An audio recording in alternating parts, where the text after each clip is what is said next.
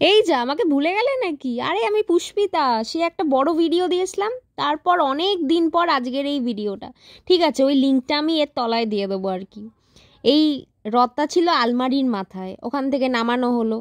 নামানোর পর এই কাগজগুলোকে ছেঁড়া হবে, ছিঁড়ে আবার নতুন করে কাগজ লাগানো হবে। হ্যাঁ, মার্বেল পেপার আমার কাছে আর নেই, চার্ট পেপারে লাগিয়ে দেবো, কোনো ব্যাপার না সেটা। ওই ভাইয়ের ক্রাফটের জায়গায় আছে, ওখান থেকে হালকা মানে সরাতে হবে। সেও একটু চেঁচামেচি করবে আর কি, সেটা কোনো বড় ব্যাপার না, দেখলে খুশি তো হবে, এটাই বড় ব্যাপার।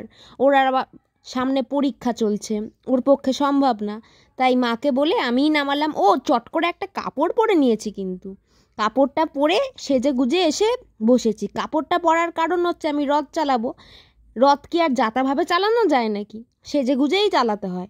যাই হোক, মাকে মাঝে মধ্যে গিয়ে গিয়ে বিরক্ত করছি, দেখাচ্ছি। হ্যাঁ, মা খুব একটা বিরক্ত হচ্ছে বলে তো মনে হয় না।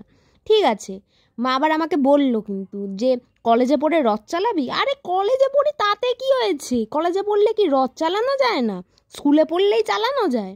আমার বাবা এইসব নেই, আমি কলেজেও পড়লে যা, স্কুলে পড়লেও তাই। যাই হোক, এবার এটাকে সুন্দর করে সাজাবো। সাজানোর পর এটাকে চালানো হবে। এই পাড়াতেই চালাবো আর কি। আমার কিছু স্টুডেন্ট আছে, আমার মানে পাড়ার কিছু ভাইটাই আছে, সবাই মিলে একসঙ্গে চালানো হবে এটা। সবাইকে বলে এসছি কিন্তু আগে থেকে যে আমি কিন্তু বিকেলবেলা রথ চালাবো, 6টার মধ্যে সবাই চলে আসবি। ঠিক আছে, এবার এটাকে খুললাম। এবার খোলার পর আস্তে আস্তে এগুলোকে লাগানো হবে।